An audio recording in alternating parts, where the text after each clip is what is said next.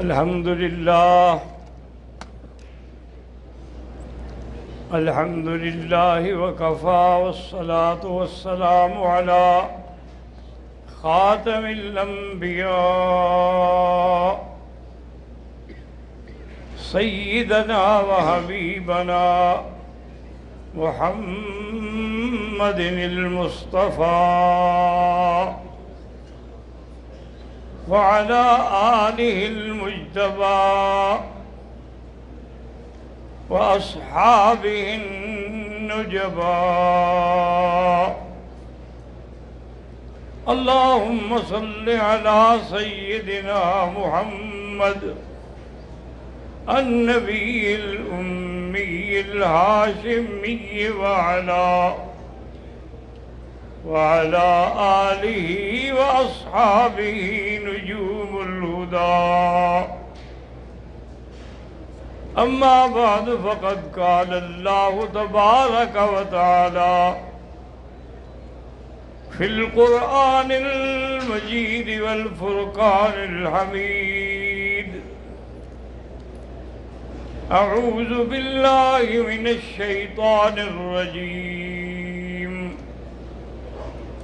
بسم الله الرحمن الرحيم.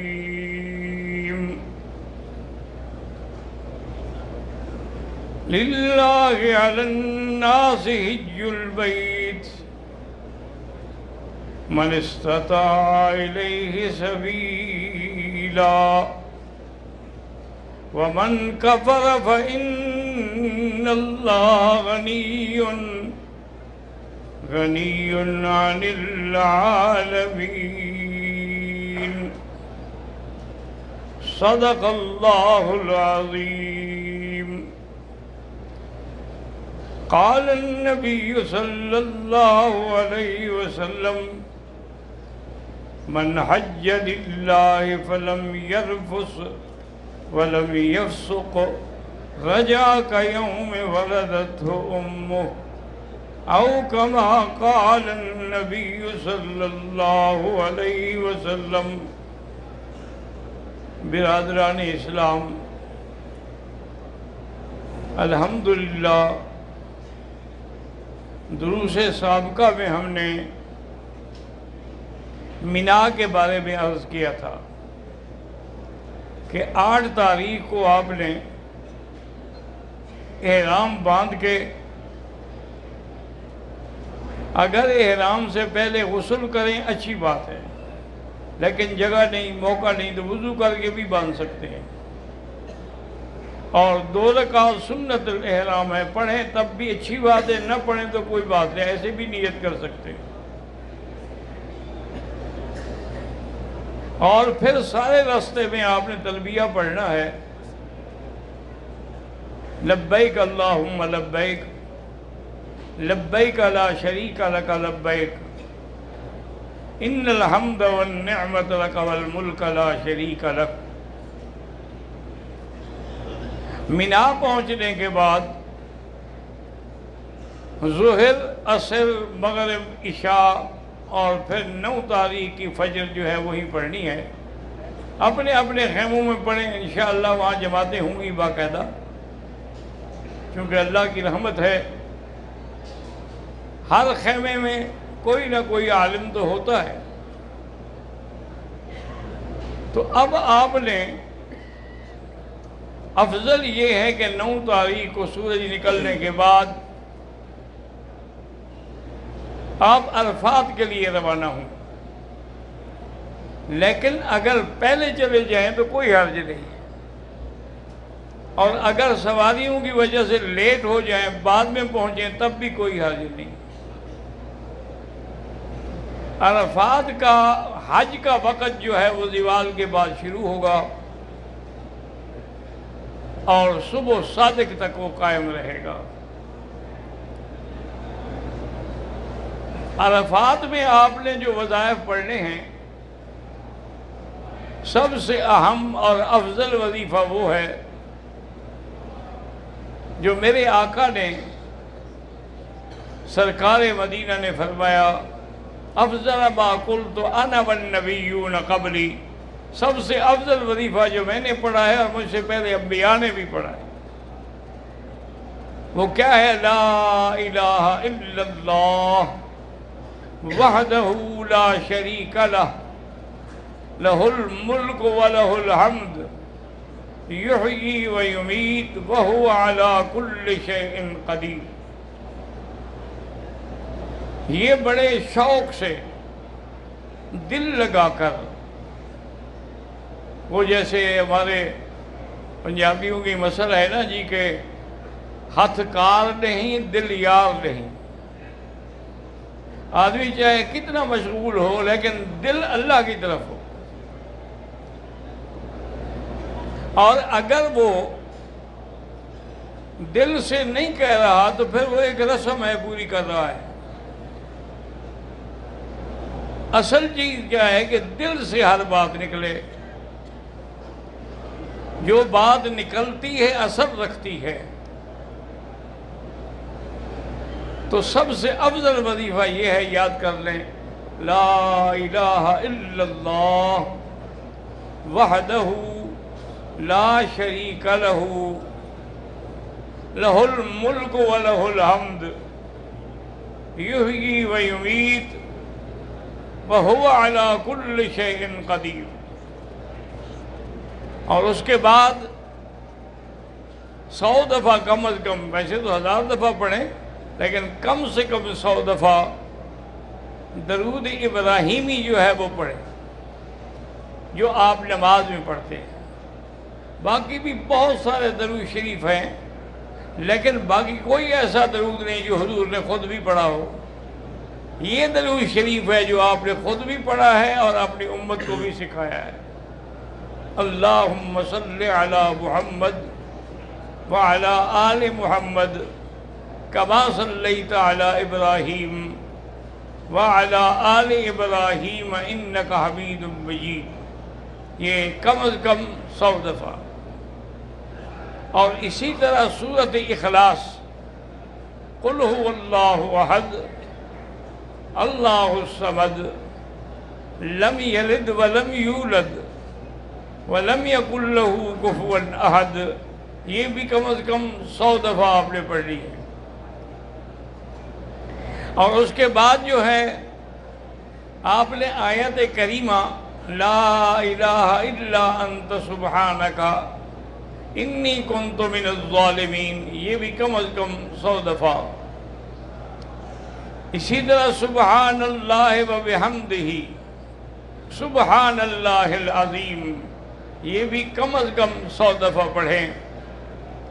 اور پھر جب دھوپ برداشت کرنے کے قابل ہو جائے تو دھوپ میں کھڑے ہوں اور رو رو کے اللہ سے دعائیں مانگیں، اللہ کے آگے فریاد کریں، اور اللہ تبارک و تعالی سے اپنے لیے، اپنے اہل و عیال کے لیے، والدین کے لیے، اقارب کے لیے، ارحام کے لیے، تمام عالم کے مسلمانوں کے لیے دعائیں کریں۔ اور جتنی دیر کھڑے ہو سکیں وہ اچھی بات ہے، لیکن اگر تھک جائیں یا دھوپ کا زیادہ اثر ہو تو سائے میں آگے بیٹھ جائیں، تھوڑی دیر کر کے پھر کھڑے ہو جائیں۔ اور اسی طرح یہ سارے وظائف جو ہیں وہ پڑھتے رہیں۔ اگر آپ سے ہمت ہو سکے تو مسجد نمرہ میں امام کے پیچھے جا کے نماز بھی پڑھیں اور حج کا خطبہ بھی سنیں، لیکن یاد رکھیں کہ مرد ہو یا عورت ہو، اس کو اپنے مکتب کا کارڈ جو ہے وہ محفوظ رکھنا چاہیے، اور اسی طرح اس پہ لکھا ہوتا ہے کہ آپ کا کیمپ کس روڈ پہ ہے، مینا میں کہاں ہے اور عرفات میں کہاں ہے۔ یہ کارڈ اگر ہوگا تو آپ بھولیں گے نہیں، اگر بھول بھی جائیں تو جتنے پولیس والے کھڑے ہیں کسی کو بھی دکھا دیں تو فوراً آپ کو پہنچا دیں گے، کیونکہ انسان ایک عجیب یعنی محشر کا میدان ہوتا ہے کہ تاری جدھر نظر جائے خیمے ہی خیمے ہیں اور لوگ ہی لوگ ہیں،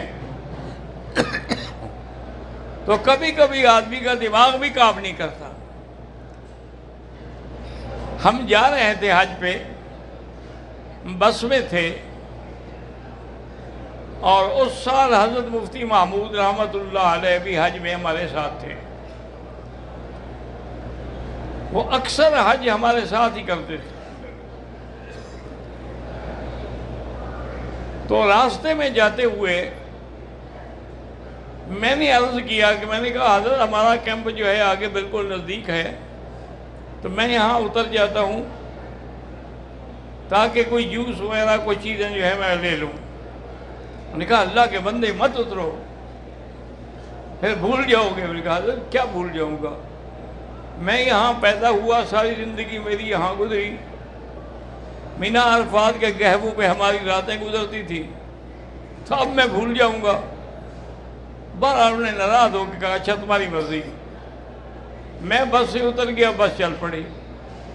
اب جناب میں نے وہ چیزیں تو لے لی، لیکن مجھے سمجھ ہی نہ آئے کہ ہمارا کیمپ کہاں ہے۔ میں نے بڑی کوشش کی وہ اپنی ضد کی بنا پر کہ کسی سے نہ پوچھوں، میں نے بڑا تلاش کیا لیکن مجھے کچھ بھی سمجھ نہیں آیا۔ آخر مجبور ہو کر میں نے پولیس والے سے پوچھا، تو اس نے کہا اللہ کے بندے یہ سامنے تو کیمپ ہے، کیا پوچھ رہے ہو؟ تو وہاں یعنی ہم جیسے لوگ بھی بھول جاتے ہیں، یہ نہ سمجھیں کہ بھئی اور جو پہلی دفعہ آئے ہیں ان کا تو پھر اعتبار ہی کوئی نہیں۔ اور خاص طور پہ ایک بات اور یاد رکھ لیں جس کے بارے میں بڑی غفلت کرتے ہیں۔ ہماری بہنیں بیٹیاں جب حج کے لیے تیاری کرتی ہیں تو ایک سفید رنگ کا رومال باندھتی ہیں سر پہ، اور وہ سمجھتی ہیں کہ میں یہ احرام باندھ رہی ہوں، حالانکہ عورت کے لیے کوئی احرام نہیں ہوتا۔ اور اس سے بڑی غلطی جو ہے کہ نماز پڑھنے کا وقت ہے تو مسح اس کے اوپر کر دیتی ہے، تو نتیجہ یہ ہوتا ہے کہ وضو نہیں ہوگا، جب وضو نہیں ہوگا تو نماز ہی نہیں ہوگی۔ ان کے دماغ میں یہ بیٹھا ہوتا ہے کہ میں نے اگر یہ کپڑا کھولا نا تو میرا احرام ختم ہو جائے گا، حالانکہ یہ بے وقوفی ہے۔ تجھ کو باندھنے کا بھی کسی نے کہا تو اپنے عقل سے باندھا ہوا ہے۔ ہاں ایک اچھی بات ہے کہ وہ باندھ لیتی ہیں بعض عورتیں، ان کے بال بڑے ہوتے تاکہ بال نہ بکھریں، بال جمع رہیں اور بالوں پر کسی کی نظر بھی نہ پڑے، ٹھیک ہے، لیکن جب وضو کا وقت ہے تو کھول مسح کر کے پھر باندھ لے، لیکن اپنی نمازیں تو خراب نہ کریں نا۔ اور یہ بھی بات یاد رکھیں کہ اگر عورت ایام سے ہے، حیض سے ہے، تو حیض کی حالت میں وہ ہر کام کر سکتی ہے، حج کی نیت کر لے، مینا چلی جائے، عرفات چلی جائے، وہاں بیٹھ کے دعائیں کرتی رہے، واپس مزدلفہ آ جائے، بس نماز نہیں پڑھ سکتی، طواف نہیں کر سکتی جب تک کہ ایام حیض سے پاک نہ ہو جائے۔ اب ایام حیض سے جتنی دیر مثلا ہم نے 10 تاریخ کو کرنا ہے طواف زیارت، عورت پاک نہیں ہوئی تو کوئی حرج نہیں، 11 کو کر لے، 12 کو کر لے، حتیٰ کہ اگر 14 15 کو جا کے اس کے حیض ختم ہوا ہے اس وقت کر لے، کوئی دم نہیں ہے، کیونکہ وہ تو مجبور تھی، اس نے آمدن تو غفلت نہیں کی ہے، آمدن تو لیٹ نہیں کیا ہے، باقی ہر کام کر سکتی ہے، اور صرف اس بات کے کہ نماز بھی نہیں پڑھ سکتی، اور اگر مکے میں آ جائے تو طواف بھی نہیں کر سکتی، کیونکہ طواف جو ہے یہ بھی نماز کے حکم میں ہے۔ اسی طرح حضور صلی اللہ علیہ وسلم جبل رحمت جو ہے اس کے دامن میں جو کالے کالے پتھر پڑے ہوئے ہیں، اسی جگہ میرے آقا اپنی اونٹنی پہ سوار ہو کے خطبہ دے رہے تھے۔ اور عرفات کے دن کا روزہ رکھنا جو ہے بڑی فضیلت ہے کہ 2 سال کے گناہ معاف ہو جاتے ہیں۔ لیکن یہ دیکھیں کہ ازواج مطہرات وہ بیویاں کتنی عقل والی تھیں، اس نے یہ مناسب نہیں سمجھا کہ کسی کو بھیج کے میں پوچھوں کہ حضور آپ کو روزہ ہے کہ نہیں ہے، بلکہ اس نے ایک پیالے میں دودھ کی لسی بنائی، دودھ میں پانی ڈالا، چونکہ حضور کو یہ بڑے پسند تھی لسی، دودھ کی لسی پی، تو وہ پیالہ آپ کی خدمت میں بھیجا۔ تو اس نے سوچ لیا کہ اگر حضور نے پی لیا تو روزہ نہیں ہے، اور اگر حضور نے واپس کر دیا تو اس کا معنی ہے کہ آپ کو روزہ ہے۔ حضور صلی اللہ علیہ وسلم نے نوش فرما دیا اور ساری دنیا نے دیکھ لیا۔ تو اس لیے مسئلہ یہ ہوا کہ اگر آپ حج پہ جا رہے ہیں تو روزہ نہ رکھیں، اگر آپ حج پہ نہیں جا رہے ہیں تو پھر وہ روزہ رکھنا جو ہے بہت بڑی فضیلت ہے، اور یہ وہ میدان ہے اور یہ وہ دن ہے جو سارے سال میں افضل ہے، اور اسی میں اللہ تبارک و تعالی نے اپنے پیارے نبی پہ یہ آیت اتاری تھی، الیوم اکملت لکم دینکم واتممت علیکم نعمتی ورضیت لکم الاسلام دینا۔ اللہ نے فرمایا میرا مدنی آج ہم نے دین مکمل کر دیا، تکمیل دین بھی ہو گئی، اتمام نعمت بھی ہو گئی، اور ارضاء دین الاسلام سے بھی ہو گیا کہ اب قیامت تک دین اسلام جو ہے اسی میں نجات ہے۔ اگر اسلام کے علاوہ اور کوئی دین اختیار کریں، یہودیت کا، نصرانیت کا، وثنیت کا، دہریہ کا، تو اس کے لیے جہنم ہے، وہ قبول نہیں ہوگا۔ وَمَن يَبْتَغِ غَيْرَ الْإِسْلَامِ دِينًا فَلَن يُقْبَلَ مِنْهُ وَهُوَ فِي الْآخِرَةِ مِنَ الْخَاسِرِينَ۔ إِنَّ الدِّينَ عِندَ اللَّهِ الْإِسْلَامُ۔ آپ جب حج سے واپس آ گئے تو امیر المومنین سیدنا عمر بن الخطاب الناطق بالحق والصواب ثانی الخلفاء وزیر النبی المصطفیٰ رضی اللہ عنہ کی خدمت میں ایک راہب آیا یہودیوں کا۔ اس نے کہا کہ امیر المومنین، آپ کے پیغمبر پہ جو آیت اتری ہے نا، اگر ہمارے نبی پہ اترتی تو ہم اس دن کو عید منایا کرتے ہیں، یہ اتنی عظیم آیت ہے کہ دین مکمل ہو جائے۔ تو بہرحال حضرت عمر مسکرائے، انہوں نے فرمایا تم جاہل ہو، تم تو ایک عید مناتے نا، ہم نے تو دو عیدیں منائی کہ عرفات کا دن ہمارے لیے عید ہے اور اس دن جمعہ کا دن تھا، جمعہ بھی مسلمانوں کی عید ہے، تمہاری تو دو عیدیں تھیں، تم تو ایک عید مناتے نا۔ اس لیے بہرحال وہاں حضور پاک نے لمبی لمبی دعائیں کی اور خطبہ حجۃ الوداع دیا اور پوری دنیا کو اعلان کر دیا، لا فضل لعربی علی عجمی الا بالتقوی، کہ کسی عربی کو اجمی پہ فضیلت نہیں کہ میں جی عرب ہوں تم عرب نہیں ہو، نہیں، اصل بات ہے تقوی۔ جو جتنا بڑا متقی ہے اللہ کو وہ اتنا پسند ہے، ان اکرمکم عند اللہ اتقاکم۔ تو بہرحال یہ ایک ایسا عظیم دن ہے کہ سارا دن حضور صلی اللہ علیہ وسلم کا دعائیں کرتے ہوئے گزر گیا، اور پھر یہ ایک ایسا دن ہے کہ حضور نے سب کے حقوق بدلائے۔ حضور صلی اللہ علیہ وسلم نے فرمایا کہ عورت کا مرد پہ حق ہے اور مرد کا عورت پہ حق ہے۔ عورت کا یہ حق ہے کہ اس کا خرچہ، نان، نفقہ، لباس سارا وہ شوہر کے ذمے ہے، اور عورت کا حق یہ ہے، اس کے ذمے حق یہ ہے کہ جب اس کو اپنا خاوند بلائے، اذا امرہا اطاعت ہو، اطاعت کرے، اذا رعا الیہا سرت ہو، اذا غاب عنہا حفظت ہو۔ وہ اگر بلائے تو اطاعت کرے اور دیکھے تو خوش ہو جائے، اور اگر باہر وہ چلا جائے کہیں تو اس کی عزت کی اور مال کی حفاظت کرے۔ اسی طرح حضور پاک نے فرمایا، حدیث مبارک ہے اور صحیح حدیث ہے، آپ نے فرمایا ایو امرأۃ صامت خمسہا صلت خمسہا وصامت شہرہا واطاعت بعلہا فلیدخل الجنہ، کہ جو عورت 5 نمازوں کی پابندی کرے اور اس کے بعد روزے شاہ مہینے کے جو روزے ہیں وہ بھی رکھے اور اپنے خاوند کی فرما برداری بھی کرے تو وہ جنت میں جائے گی۔ اور اسی طرح حضور نے فرمایا کہ یاد رکھو، جو عورت مر جائے اور اس کے بعد اس کا خاوند اس پہ راضی ہو تو وہ بھی جنت میں جائے گی۔ اور اسی طرح حضور نے فرمایا کہ یاد رکھو کہ یہ جو شادیاں ہیں، نکاح جو ہے، تو آپ نے فرمایا کہ یہ وہ ہے کہ استحللتم بامان اللہ وَأَخَذْتُمْ فُرُوجِهُنَّ بِكَلِمَةِ اللَّهِ، کہ اللہ کے کلمے سے یعنی نکاح سے یہ عورت تمہارے لیے حلال ہوئی ہے، تو اب لازمی ہے کہ تم بھی لحاظ کرو کہ اللہ تبارک و تعالی نے تمہارے لیے اس کو حلال کر دیا ہے، اور وہ تمہاری خدمت میں، تمہاری اطاعت میں، ہر چیز میں کام کر رہی ہے۔ تو اس لیے ہمیشہ یاد رکھیں کہ حضور نے عورتوں کے حقوق بھی بتلائے اور مردوں کے حقوق بھی بتلائے۔ حضور پاک نے غلاموں کے حقوق بھی بتلائے۔